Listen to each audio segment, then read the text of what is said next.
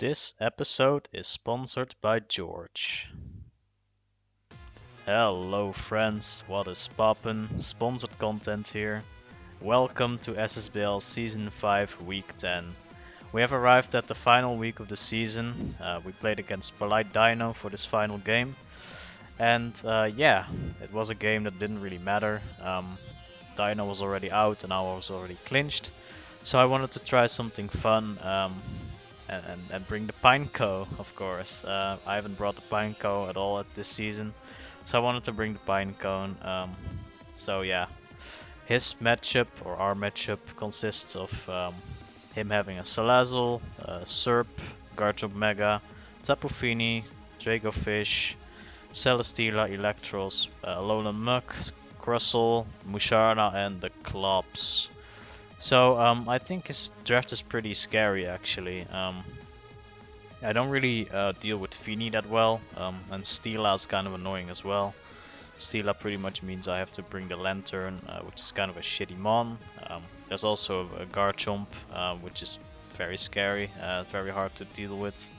So I have to prep for that as well. And other than that, there's a Dracofish, of course. So yeah, again, Lantern has to come with Water Absorb to somewhat deal with that.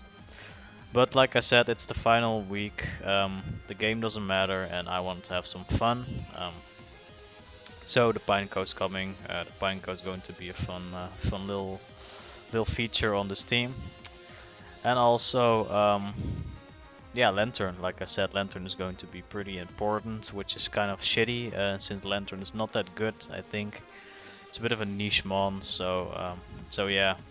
I'll show you the team that I brought versus Dino, and we start off with the GOAT himself, the Pineco. So it's Custapberry with Sturdy, so it's a pretty safe way of popping it with Sturdy.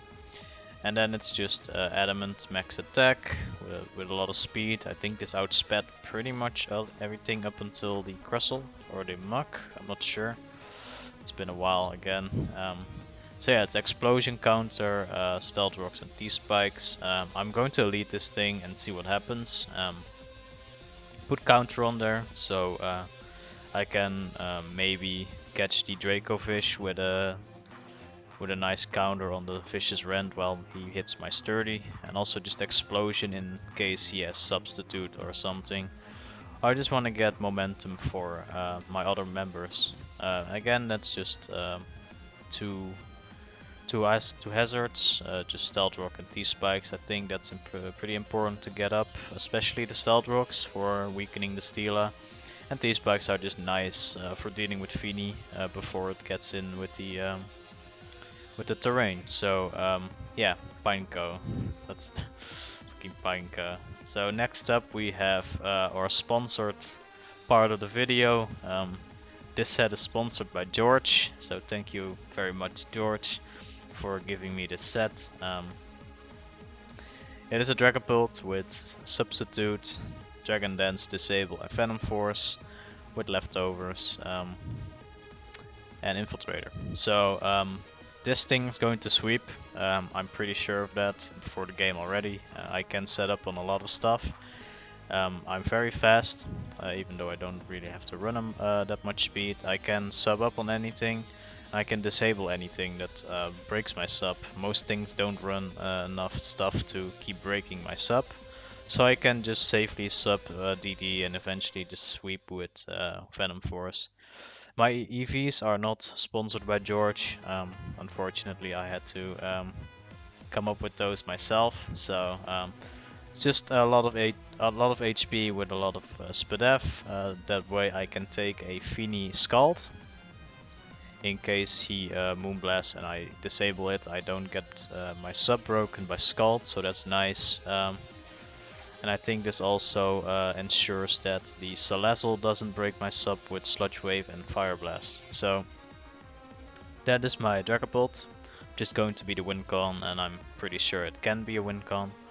So yeah, we go on to the Medicham Mega, which is Jolly with just max attack, a lot of speed and some HP. 3 attacks recover. I intend to have this as my Muk switch in, which is kind of shitty, considering it's a Mega Medicham. But Ice Punch, Low Kick, Thunder Punch, and Recover. I try to be not as much a sweeper, but more of a breaker this game. And also the Muk switch in, like I said. Ice Punch for the guard jump, of course. And Low Kick actually hits a lot of his stuff for a lot of damage. He has a lot of really heavy shit, like Dracovish is really heavy. Celesteela takes like 80 from the Low Kick. Electros takes like 70, and Muk also takes 70. So I think it's the best option to run Low Kick over Drain Punch or High Jump Kick. And there's Thunder Punch for the Fini, and also to hit the Salazzle neutral, because I can't hit the Salazzle neutrally now. So that's the Mega Medicham. Next up we have the Type Null, which is a standard Spadef, U-turn, Roar, Rest Talk. I probably brought this set before. It's very efficient. Yeah, nothing much to say here. This is the SERP switch in if he gets to like +4, or the Salazzle switch in if he gets to +4 on that as well. So this is necessary in case the SERP gets out of hand or something. You can roar it out or just break us up with U-turn. And then we have the Mandibus, which is the Garchomp answer again. Unfortunately, this has to be the Garchomp answer. So it's Chardy with maximum defense, Impish, Foul Play. Hits the Garchomp as hard as it can, pretty much. Then there's just Taunt, Roost, and Knockoff, so it can also disrupt the Dusclops if I have to. So just a very defensive Mandibus here to support the team. Then the last mon is our Lantern, which is Water Absorb, like I said. It's a lot of HP, defense, and also modest with a bunch of special attack. The issue is Steela is very bulky and it can take hits pretty well, even if it's stab from the Lantern. So I have to be modest to even have a shot at the 3-shotting it. So it's not ideal, but it's all I have pretty much. It's also nice to be able to dent the Dracovish a bit better with the special attack investment. So it's just 3 attacks with Heal Bell. Yeah, it's just a safe little safeguard against Dracovish spamming Rent on my entire team, because I don't have another water resist except for the Dragapult, but that's not going to appreciate a Bandit Vicious Rent. So the Lantern is there to kind of fill that role. So that's the team. Let's get into the game. And yeah, he just brings a pretty expected team. I was hoping he brought the Salazzle, because that's the easiest setup for me with the Dragapult. I don't have to worry about pretty much anything, so I can just really safely set up on that. But he doesn't bring it. He does bring Muk, which is kind of annoying. That means that my Medicham is going to have to switch into that, which is not something I want to do.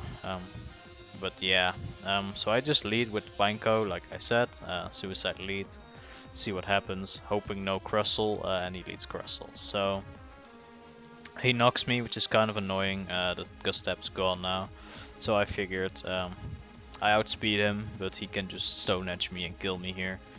And I haven't boomed this season, and I told George I would boom this season, so there you go, the boom of the season. Not a really exciting boom, as I only took 25% of him.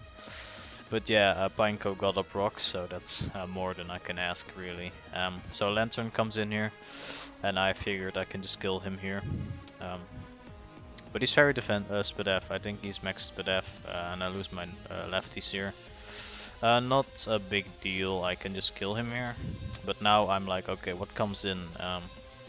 Because now I'm in a bit of an annoying position where the Muk can come in, and I don't really have a play except go Medicham and possibly die. So he goes Muk, good play by him. And I just go hard into Medi, hoping that I can lift something. The gunk shot barely doesn't kill, but he gets the poison, so I die anyway. Just kind of a waste of the meta gem. But I can go into the Manibus now and try to neutralize this Alolan Muk so I can sweep with Bolt. Bolt pretty much sweeps already if this thing is gone. So I just have to yeah, throw everything at it and try to kill the Muk. And get momentum as well. I need momentum to get the Dragapult rolling. So he just power up punches me. I foul play him, and I roost a couple of times to stay healthy. So now here, this is an interesting turn. I can kill him here with foul play because it does 35 and he's at 25, so he dies. That does mean that I get to live one turn more. So this thing gets another turn. That can be potentially annoying. Because he dies, I stay in, he goes into, let's say, Fini, and he kills me with Moonblast or something. Then I have to go into Null, and he gets to do a bunch of stuff. Well, I want to have the initiative, so I would have to rely on a slow U-turn from Null to get in my Dragapult. Ideally against the Dusclops or the Fini, but I can't really prevent the Garchomp from coming in, and that's an issue because this thing is at 18 and I don't have a Garchomp switch in anymore. So I definitely need a reset turn here to get my Dragapult going. So I wasn't really thinking about this at the time, but it makes sense now. So call it 5-head, I guess. I just roost up a few times until I die to the poison after I hit him. So I just roost up, he gunk shots me, and I get to a point where I die next turn if I hit now. So I kill him, I die of poison, and I can get in my Dragapult. So this worked out. The Clubs comes in, which is great, because now I can just sub up, see what he has. He has Will-O-Wisp, which I expected, so subbing up was a good play, and I kind of just Dragon Dance here. And he reveals Nightshade, which is kind of annoying because now I have to predict him going for Will-O-Wisp or Nightshade. If he goes for Will-O-Wisp, I have to sub. If he goes for Nightshade, I have to disable. So I just try to figure out what his pattern is going to be, so I sub up a few times, see if he's going to just spam the Nightshade. And eventually after 2 times I think I just click disable, hoping he would go for the Nightshade again. And he does, so that's great. Now I get a free sub up, and I get 3 turns now, I think 2 or 3 free turns, to do whatever the fuck I want. So the Dragon Dance comes in, he tries to Bane Split, doesn't work through Substitute, of course. So I just Dragon Dance to +2.5, and he reveals Destiny Bond a bit too early, unfortunately. If he clicks Destiny Bond on the turn that I initiate the Phantom Force, I die next turn, so that's annoying. I think I made a bit of a choke here, because I can just I think I can just go for Phantom Force here as the Destiny Bond is still active. So I click it on the next turn.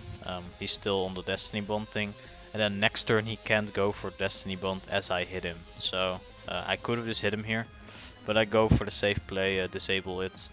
I do lose my sub here, which is kind of annoying, but I just make sure I can't get fucked over by any weird mechanics going off. So kill the Dusclops, I'm at +2.5, and this Fini comes in. I just sub up, I'm not sure what this Fini is going to do. It reveals to be Scarf Trick, so it doesn't really matter. I would have just Phantom Forced and killed him. But with the substitute I get a few extra turns again to just Dragon Dance up 3 more times to get to +4. There's really no reason to get to +4. I think this thing died already at +3, so, or +5. So yeah, I'm just going to go for the 4-4 and then just wrap up the game here. So that's the last 3 months left. Phantom Force comes in, he just reveals Iron Head. Yeah, it's not really that exciting from here anymore. I just killed the rest of this team. So yeah, let's just skip the turns. And I dodge a Stone Edge. because I was in Venom Force. So yeah, that's the end of the season actually. So yeah, GG to Polite Dino. Was a fun game. I'm happy I got to show off my sets, and George is a great suggested set. So thank you again, George, as well. Another fun thing that happened because of this game actually. I got kill leader with my Dragapult because of the 4 kills. I have 1 more kill than MJ and George. So I'm the kill leader in both this category and this category. So that's great. I've never been kill leader before. I'm usually like I get a bunch of kills on a bunch of different mons, but this season I got a lot of kills on Medi and on Dragapult, so that's great. Really happy about that as well. So yeah, that was the regular season. I ended the season with 8 and 2 records, so I lost 2 games. Not that bad, honestly. And yeah, I'm going into the playoffs this week as well. So I'm playing again against Quincy, which is kind of disappointing. I would have liked to play someone else from the division that I wasn't in. So I would have loved to play against George or Such especially, or MJ even. But I get another rematch, which is kind of shitty, and it gets even worse. So if I win this game against Quincy, I go to semis and I play against Rogan again. So that's another rematch. It's kind of annoying. I wanted to play more of the other guys from the other divisions, but yeah, that's just how the rigging ended up playing out. So that's how we have to go with it. So yes, thank you all for watching again as always. Stay tuned for next week. The next week upload will be the playoffs against Quincy, so look forward to that. Thank you all for watching again, and I'll see you guys later. So see ya.